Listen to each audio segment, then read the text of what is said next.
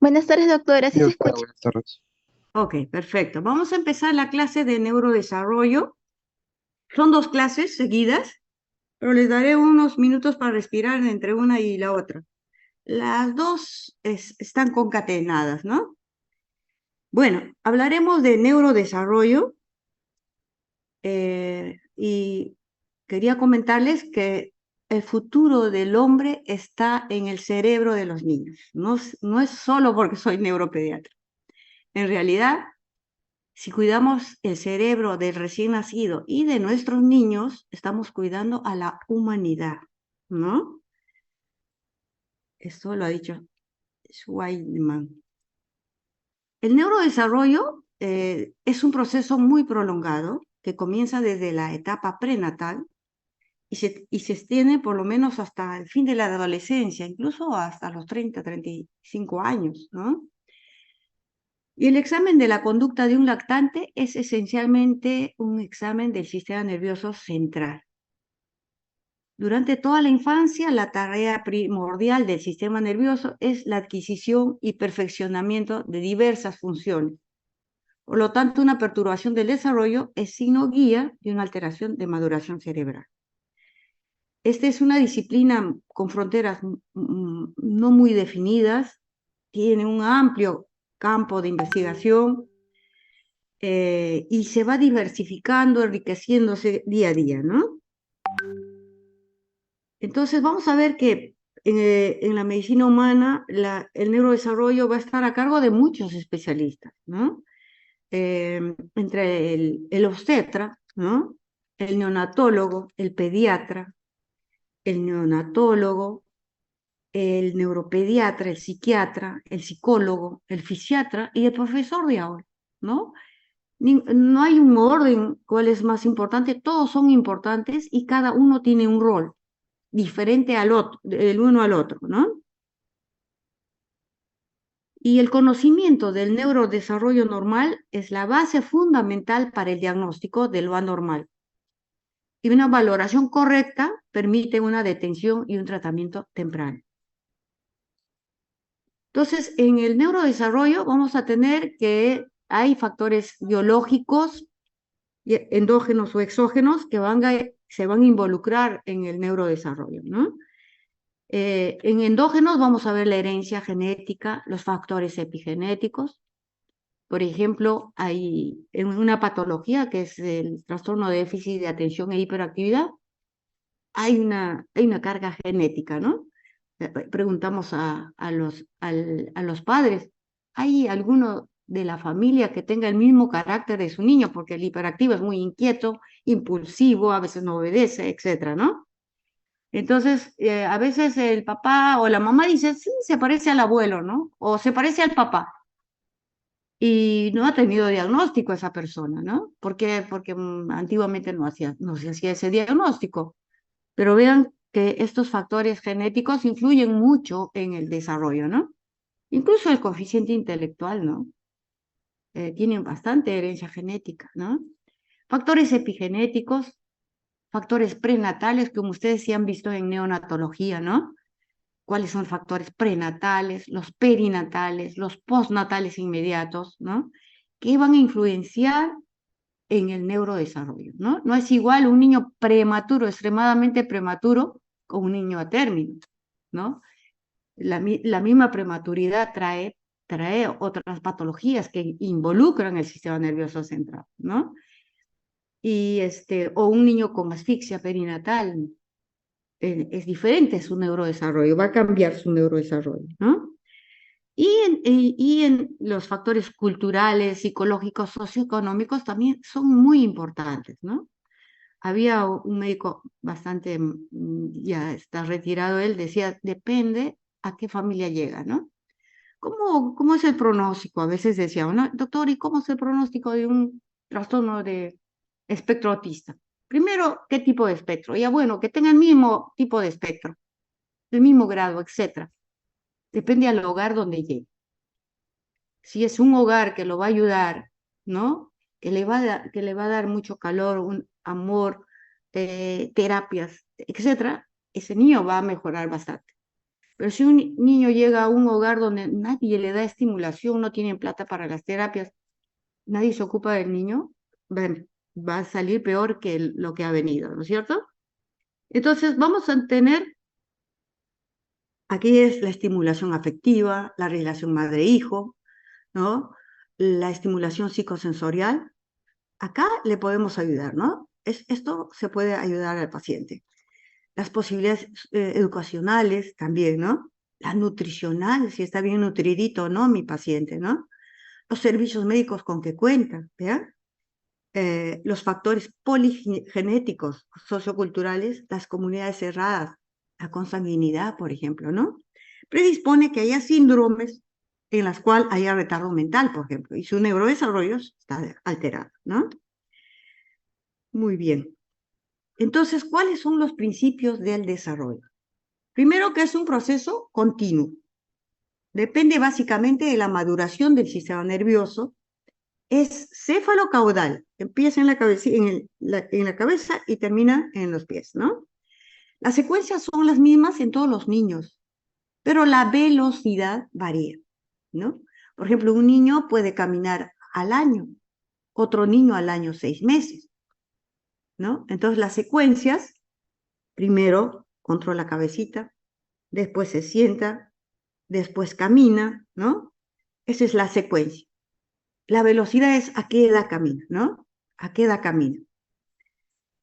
No, nunca van a encontrar un niño, sí, doctora, sí, sí, sí camina, pero no controla la cabeza ni se sienta, jamás, ¿no?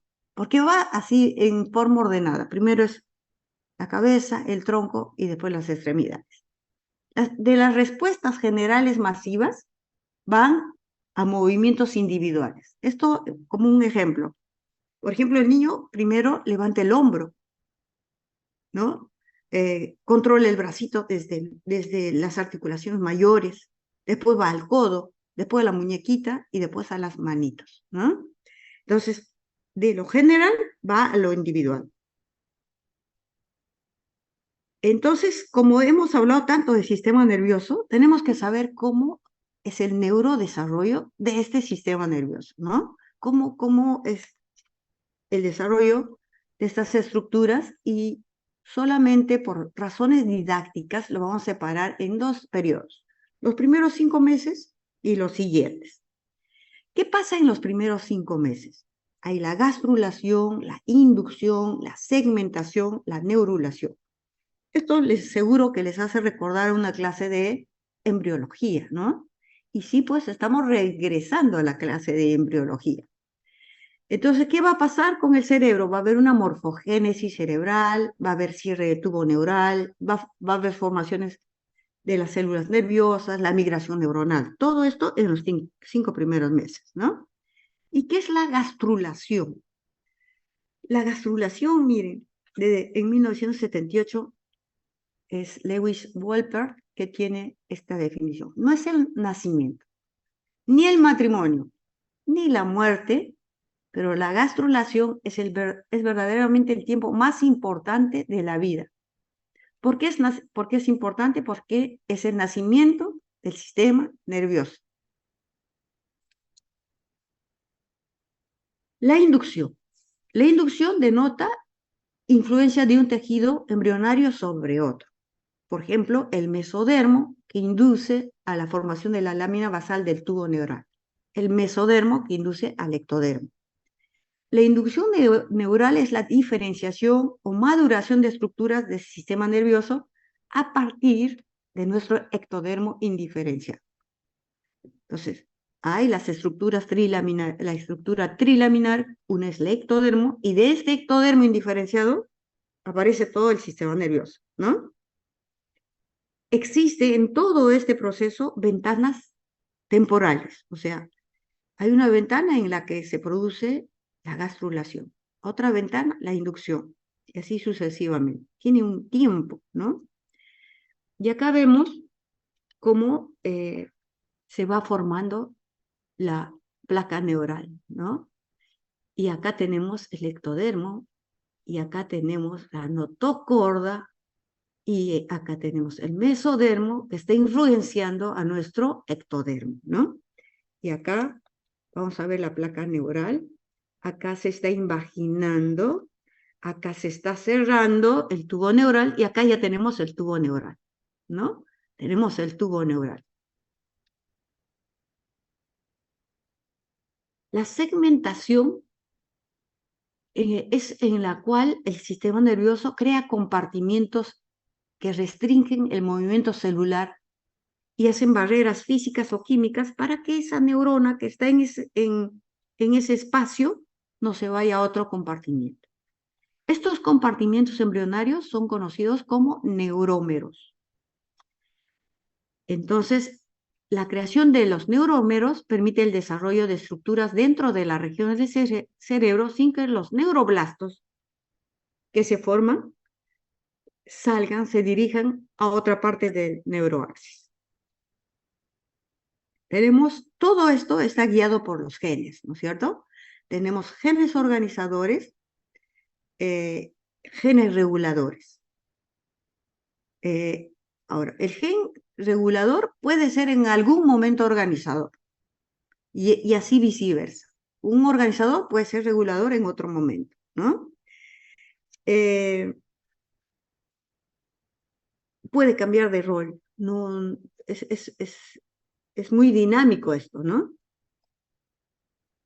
La neurulación va a ser el plegamiento de la placa neural para formar el tubo neural. Y requiere igual fuerzas intrínsecas y extrínsecas, mecánicas, bioquímicas, con el efecto genético de dorsalización y ventralización. Entonces acá es para explicarles con más detalle que este es nuestro ectodermo, primero un ectodermo indiferenciado y después se va diferenciando para formar la placa neural, el neuroectodermo, después se invagina y forma el tubo neural, ¿no? Y acá tenemos ya nuestro tubo neural formado, ¿ya? Pero les he puesto las semanas para que ustedes se den cuenta que yo ya tengo tubo neural cuando ya tengo 4 semanas de gestación. Y a las 4 semanas de gestación es que la mujer recién se da cuenta, parece que estoy embarazada, me parece, tengo un poco de sensación de nauseosa, etcétera, ¿no? Y está yendo recién a hacerse la primera prueba. Entonces,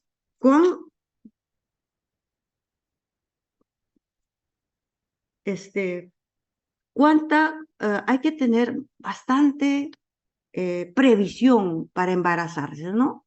Primero que hay que pensar en embarazarse, ¿ya? Que así como ustedes dicen, quiero hacer mi maestría, quiero hacer mi doctorado, quiero hacer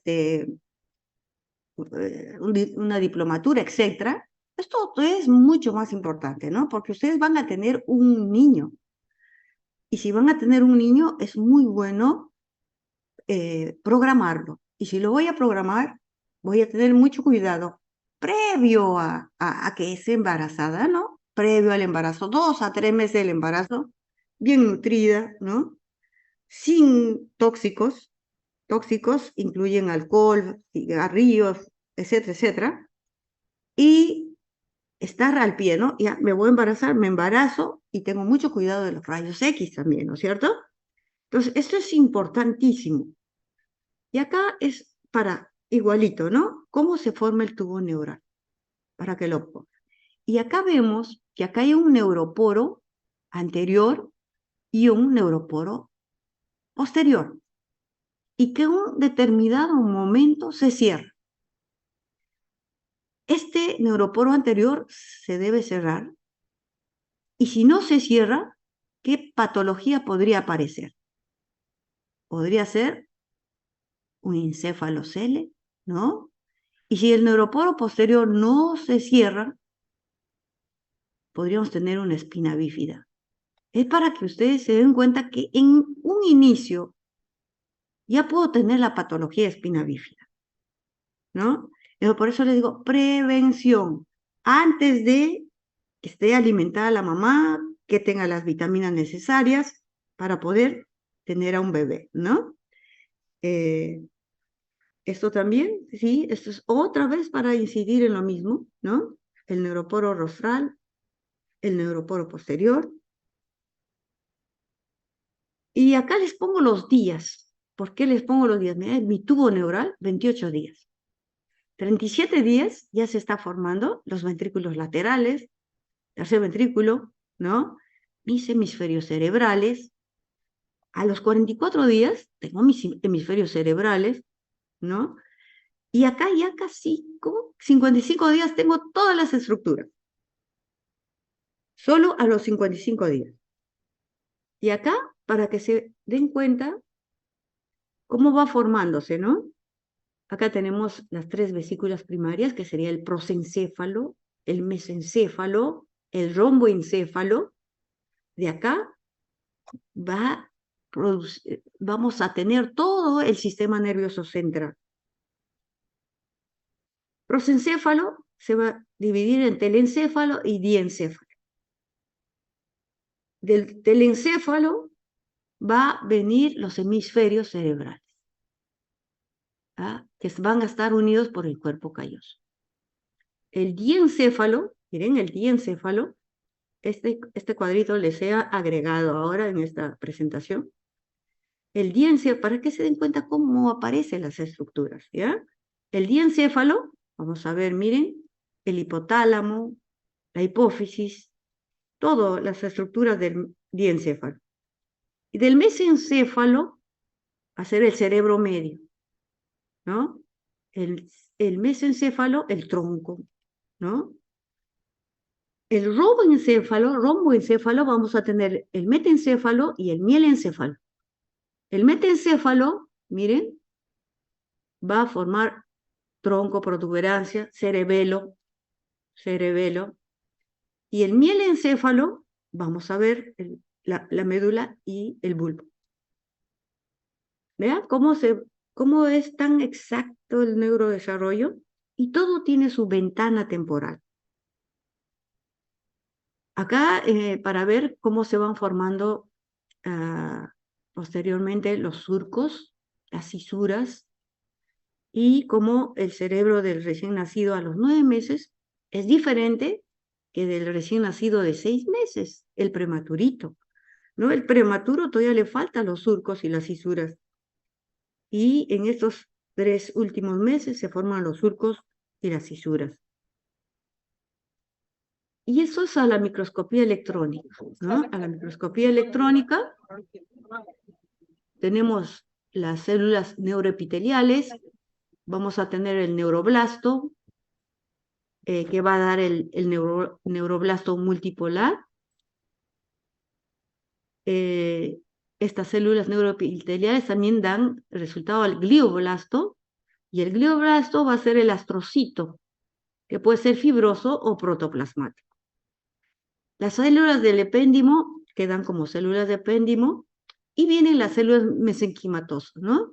Que eso que van a dar a la microglia y a la oligodendroglia.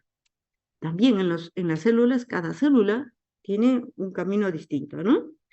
Y acá para hacerles ver dónde están esas células que hemos hablado, ¿no? Entonces, acá está la neurona, acá están las dendritas, que son muy importantes. Acá vamos a tener el astrocito, ¿no? Que es el que en realidad alimenta la neurona, ¿no? Porque acá está en el vaso, ¿no? Con sus pocitos, y está en la neurona, relaciona el sistema vascular con la neurona, ¿no? Y oligodendrocito, ¿qué es lo que hace? Mieliniza. El oligodendrocito mieliniza. ¿Cuáles son los procesos fisiológicos y anatómicos del desarrollo del sistema nervioso? Hay algo que es importante, que es la redundancia. ¿Y por qué?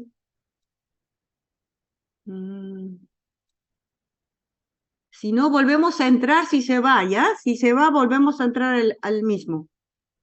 Redundancia es aquel que hay genes que tienen dominios sobrepuestos. O sea, que hay una función del gen, de un gen y del otro. Es la misma función. El dominio es la misma función para 2, 3 genes.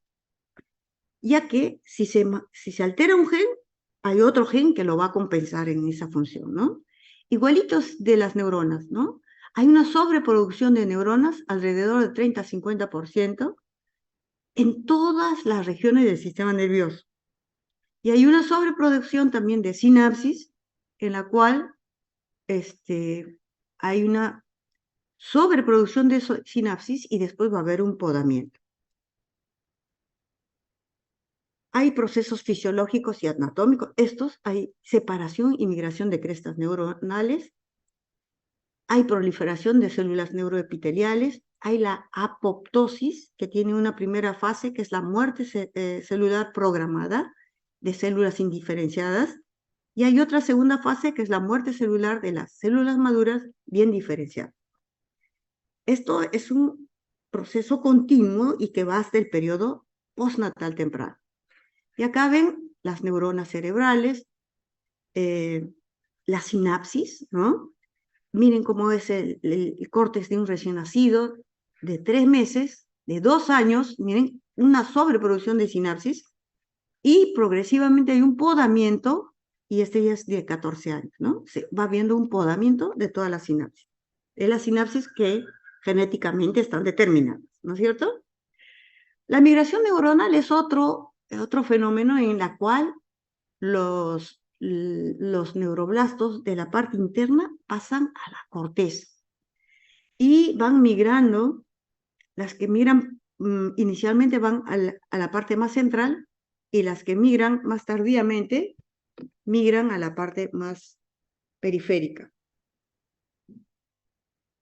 Entonces, cualquier insulto vascular o infeccioso va a hacer que se altere esta migración neuronal, y va a haber patología de esto, ¿no? Como la agiria, paquigiria, polimicrogiria, etc. Eso lo vamos a ver en epilepsia. La migración neuronal, entonces, son células de la parte más interna, va migrando hasta la parte más superficial. ¿Ok? Y los que primero migran se ponen en la parte más interna, y los últimos que migran se ponen en la parte más superficial. Ahora, acá están migrando las neuronas. Hay migración tangencial también. O sea, pueden migrar no tan derecho hasta la superficie, sino también en forma tangencial. Y la corteza sensorial va a ser diferente de la corteza de asociación, y la corteza motora va a ser diferente. O sea, tiene las mismas capas, pero en diferente proporción, ¿no? Si ustedes ven, tienen todas las 6 capas, pero en diferente proporción. Los neurotransmisores son varios, vamos a hablar sobre los más importantes: acetilcolina, la dopamina, la noradrenalina, la serotonina, el glutamato, la GABA, etc. Cada uno tiene una red, es una red, ¿no? Miren, el camino de la dopamina, el camino de la serotonina, y cada uno su función diferente, ¿no? Dopamina es de recompensa, de motivación, de placer, de euforia, de afinación motora, de compulsión, de perseverancia. La serotonina, de humor, ¿no? De sueño, de cognición, ¿ve? Cada uno tiene su rol. El desarrollo prenatal, después de los 5 meses, ya va a haber maduración y crecimiento de neuronas. Es un crecimiento rápido cerebral, formación de surcos, circunvoluciones, se establecen los contactos sinápticos, las células gliales se multiplican, aparece la mielinización. Entonces, la mielinización, que va a ser un proceso de aislamiento de las células nerviosas, esto es caudocefálico, no cefalocaudal, es caudocefálico, se inicia el 4.º mes y va a llegar hasta los 30 años. O sea que hay alumnos que todavía están mielinizados, ¿no? Ustedes todavía están mielinizados. Y esto va a depender en el sistema nervioso central del oligodendrocito, y en el sistema periférico de las células de Schwann, ¿no?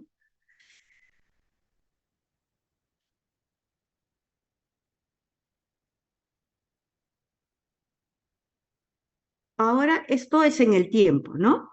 En el tiempo, Acá está la neurulación, para que ustedes se den cuenta, la proliferación, la migración, ¿sí? Las ventanas, ¿no? Que les decía, estas son las ventanas. Es una ventana temporal. Viene la apoptosis muerte, ¿no? Muerte de la sobreproducción. La sinaptogénesis, mire, desde dónde ya está, hasta adulto, ¿no? La mielinización, y viene, está alrededor del nacimiento y sigue, ¿no? Sigue. Entonces, y cada uno tiene su ventana temporal, ¿no? Y acá igualito, los pongo para que ustedes lo vean de otra manera, ¿no? Primero es la proliferación celular, que es muy alta en edad embrionaria, y después va disminuyendo, ¿no? El desarrollo de sinapsis, miren, va a empezar y alrededor del nacimiento un montón, y después sigue la sinapsis. El desarrollo de dendritas, la mielinización, el último casi es mielinización, pero quedamos mielinizando hasta la edad adulta, ¿no? Y esto es para que ya todos los fenómenos lo vemos en forma de embriología y la clínica que tenemos, ¿no?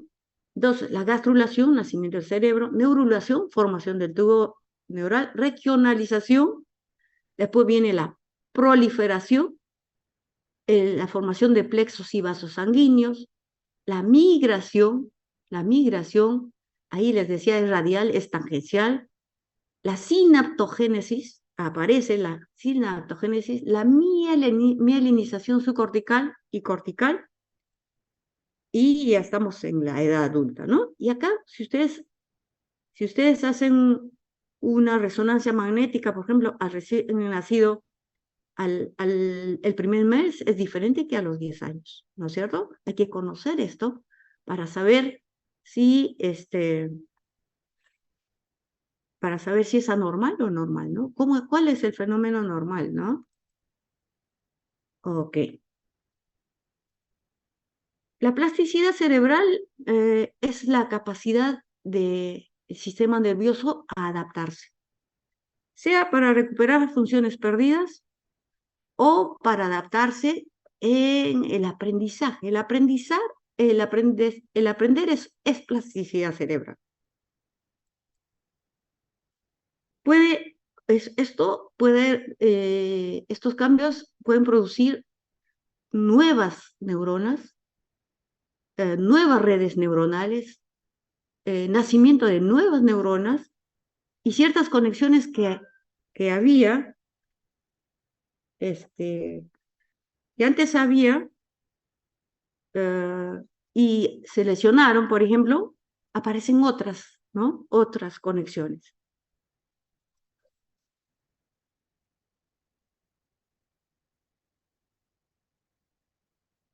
Acá tenemos,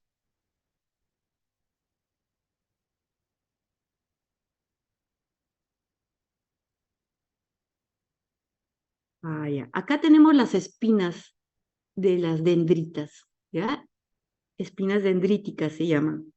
Y esto va variando con el aprendizaje, va variando con el aprendizaje, ¿ya? Y hay diferentes espinas, diferente tipo de espinas. Ya esto es a la microscopía electrónica, ¿no? Y el aprendizaje es la sinapsis, ¿no?